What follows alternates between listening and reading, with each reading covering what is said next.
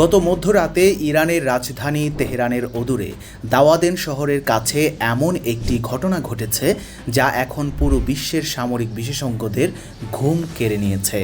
আকাশ থেকে একটি যুদ্ধবিমান ইরানের ক্ষেপণাস্ত্র প্রতিরক্ষা ব্যবস্থার আঘাতে ভূপাতিত হয়েছে এবং এই বিমানটি এখনও শনাক্ত করা সম্ভব হয়নি যে এটি ইসরায়েলের নাকি যুক্তরাষ্ট্রের।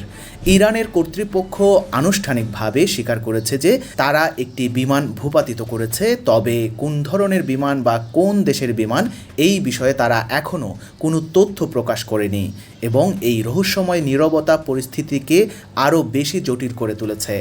প্রথম দিকে সামরিক বিশেষজ্ঞরা ধারণা করেছিলেন এটি হয়তো একটি ড্রোন ছিল, কিন্তু পরবর্তীতে যখন ভূপাতিত হওয়ার দৃশ্য বিশ্লেষণ করা হলো তখন দেখা গেল যে বিস্ফোরণের পর যে বড় ধরনের অগ্নিকাণ্ড এবং আলোর ছটা দেখা গেছে সেটা কোনোভাবেই ড্রোনের ক্ষেত্রে সম্ভব নয়, কারণ ড্রোনগুলোতে এত বেশি জ্বালানি থাকে না যে বিস্ফোরণের পর এত বড় আগুনের সৃষ্টি হবে।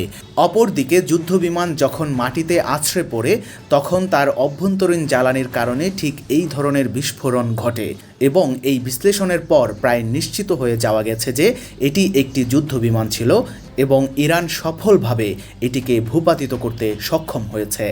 এখন যে প্রশ্নটি সবার মনে ঘুরপাক খাচ্ছে সেটি হলো, এই বিমানটি কি পঞ্চম প্রজন্মের কোনো অত্যাধুনিক যুদ্ধবিমান ছিল? গত 2 দিনে যুক্তরাষ্ট্র এবং ইসরায়েল ইরানের বিরুদ্ধে যত হামলা করেছে তার সবগুলোতেই তারা পঞ্চম প্রজন্মের যুদ্ধবিমান ব্যবহার করেছে এবং বিশেষ করে F-22 র্যাপটরের মতো বিশ্বের সবচেয়ে শক্তিশালী বিমান এবারই প্রথম এই অঞ্চলে ব্যবহার করা হয়েছে।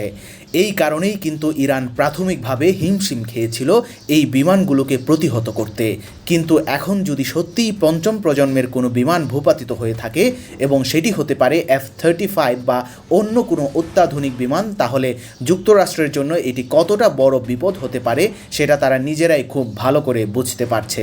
কারণ এই বিমানের যন্ত্রাংশ যদি ইরানের হাতে পড়ে এবং সেই যন্ত্রাংশ যদি তারা বিশ্লেষণ করতে পারে তাহলে আমেরিকার সবচেয়ে গোপন সামরিক প্রযুক্তি অন্যদের হাতে চলে যাবে এবং এই আশঙ্কাই এখন যুক্তরাষ্ট্রকে সবচেয়ে বেশি চিন্তিত করে তুলেছে। ডোনাল্ড ট্রাম্প যেহেতু এখন জরুরি ভিত্তিতে যুদ্ধবিরতি চাইছেন এবং আপোষের পথ খুঁজছেন, সেখান থেকে পরিষ্কার বোঝা যাচ্ছে যে যুক্তরাষ্ট্রের অবস্থা কতটা নাজুক হয়ে গেছে এবং তারা বড় ধরনের ক্ষতির সম্মুখীন হয়েছে, বিশেষ করে যুদ্ধবিমানের ক্ষেত্রে। এদিকে আরেকটি অত্যন্ত গুরুত্বপূর্ণ তথ্য জানা গেছে যে বিমান ভূপাতিত হওয়ার ঘটনার পরপরই ইরানের বিভিন্ন স্থানে তাদের আকাশ প্রতিরক্ষা ব্যবস্থাগুলো চীনের টেকনিশিয়ানদের সরাসরি সহযোগিতায় সক্রিয় করা হয়েছে এবং এই ব্যবস্থাগুলো এখন আগের চেয়ে অনেক বেশি কার্যকরভাবে কাজ করছে। এদিকে আরেকটি অত্যন্ত গুরুত্বপূর্ণ তথ্য জানা গেছে যে বিমান ভূপাতিত হওয়ার ঘটনার পরপরই ইরানের বিভিন্ন স্থানে তাদের আকাশ প্রতিরক্ষা ব্যবস্থাগুলো চীনের টেকনিশিয়ানদের সরাসরি সহযোগিতায় সক্রিয় করা হয়েছে এবং এই ব্যবস্থাগুলো এখন আগের চেয়ে অনেক বেশি কার্যকরভাবে কাজ করছে।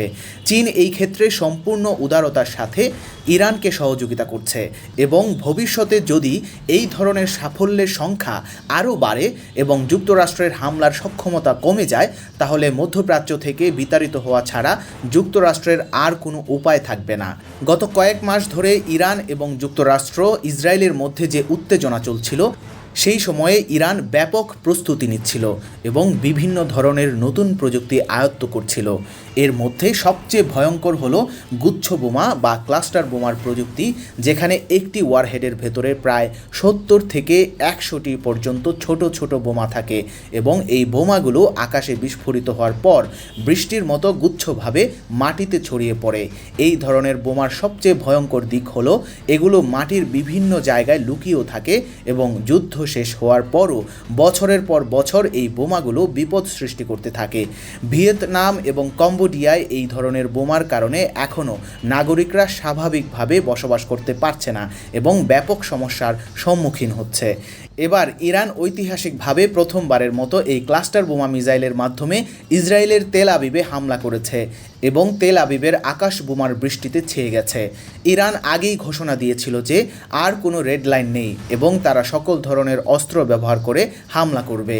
তেল আবিবের আকাশে যখন এই গুচ্ছ বোমা বিস্ফোরিত হয়েছে তখন ধাপে ধাপে একসঙ্গে প্রায় 100টি বোমা তেল আবিবের উপর পতিত হয়েছে এবং ইসরায়েলের গুরুত্বপূর্ণ সামরিক স্থাপনাগুলো সম্পূর্ণরূপে ধ্বংস হয়ে গেছে। এই হামলায় কিছু কিছু সামরিক কম্পাউন্ড এতটাই ক্ষতিগ্রস্ত হয়েছে যে সেগুলো আর ব্যবহারযোগ্য নয়।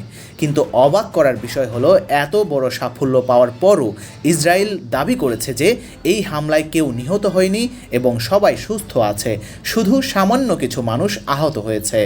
পশ্চিমা সংবাদ মাধ্যমগুলো যখন ড্রোন দিয়ে তেল আবিবের বর্তমান অবস্থার ভিডিও ফুটেজ ধারণ করেছে, তখন তারা নিজেরাই বিশ্বাস করতে পারছে না যে তেল আবিবের এই অবস্থা হতে পারে।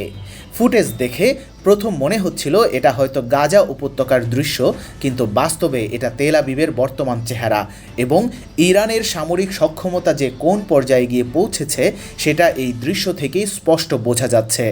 আন্তর্জাতিক নিয়ম অনুসারে গুচ্ছ বোমা ব্যবহার নিষিদ্ধ, কিন্তু প্রশ্ন হলো ইসরায়েল এবং যুক্তরাষ্ট্র নিজেরা কবে আন্তর্জাতিক নিয়মের তোয়াক্কা করেছে? তারা অন্য দেশের ভূখণ্ডে গিয়ে আক্রমণ করে সেই দেশের সর্বোচ্চ নেতাকে হত্যা করেছে এবং বিভিন্ন দেশের রাষ্ট্রপ্রধানদের উপর হামলা চালিয়েছে। সুতরাং ইরানও এখন একইভাবে জবাব দিচ্ছে এবং তারা এখনও তাদের প্রকৃত প্রতিশোধ শুরুই করেনি। এখন পর্যন্ত শুধুমাত্র সামরিক স্থাপনাগুলোতে হামলা করা হয়েছে এবং একটি বেসামরিক স্থাপনা হামলা হলেও মূলত সামরিক স্থাপনাগুলোই লক্ষ্যবস্তু ছিল। ইরান ঘোষণা দিয়েছে ট্রু প্রমিস 4 এর অধীনে তারা ইসরায়েলের পুরো অস্তিত্বকে সংকটে ফেলে দেবে এবং এমনভাবে প্রতিশোধ নেবে যে ভবিষ্যতে ইরানের বিরুদ্ধে দাঁড়াতে হলে ইসরায়েলকে অন্তত 3 থেকে 4 বার চিন্তা করতে হবে।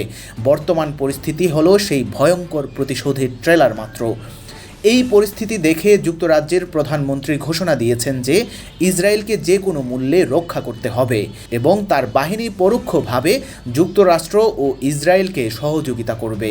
কিন্তু অন্যদিকে চীন এবারে সরাসরি মন্তব্য করেছে এবং যুক্তরাষ্ট্র ও ইসরায়েলের এই পদক্ষেপকে আন্তর্জাতিক নিয়মের সুস্পষ্ট লঙ্ঘন বলে চিহ্নিত করেছে। চীনের পক্ষ থেকে বলা হয়েছে, রেজিম চেঞ্জের নামে বিভিন্ন দেশের রাষ্ট্রপ্রধানদের উপর যুক্তরাষ্ট্র যেভাবে আক্রমণ করছে সেটা বিশ্বশান্তি ও নিরাপত্তাকে সম্পূর্ণভাবে ধ্বংস করে দিচ্ছে এবং পৃথিবীর কোনো দেশই এখন আর নিজেকে নিরাপদ মনে করছে না। আন্তর্জাতিক আইনের যে কাঠামো ছিল সেটা যুক্তরাষ্ট্র ভেঙে দিয়েছে এবং এটা আর কোনোভাবেই বরদাস্ত করা সম্ভব নয়। এই ইস্যুতে চীনের প্রেসিডেন্ট শি জিনপিং রাশিয়ার প্রেসিডেন্ট পুতিনের সঙ্গে জরুরি টেলিফোন আলাপ করেছেন এবং দুই দেশই একমত হয়েছে যে যে কোনো মূল্যে ইরানকে রক্ষা করতে হবে এবং ইরানের পাশে তারা দৃঢ়ভাবে দাঁড়াবে। এই ঘোষণার পরপরই চীনের সহযোগিতার মাত্রা আরও বেড়ে গেছে এবং রাতারাতি যুক্তরাষ্ট্রের বিমান ভূপাতিত করার মতো বড় সাফল্যও এসেছে, যা থেকে ধারণা করা হচ্ছে চীন হয়তো কিছু গোপন অস্ত্র ইরানকে হস্তান্তর করেছে। আগামী এক সপ্তাহের মধ্যে এই সমীকরণ যুক্তরাষ্ট্রকে কতটা কোণঠাসা করে সেটাই এখন দেখার বিষয়।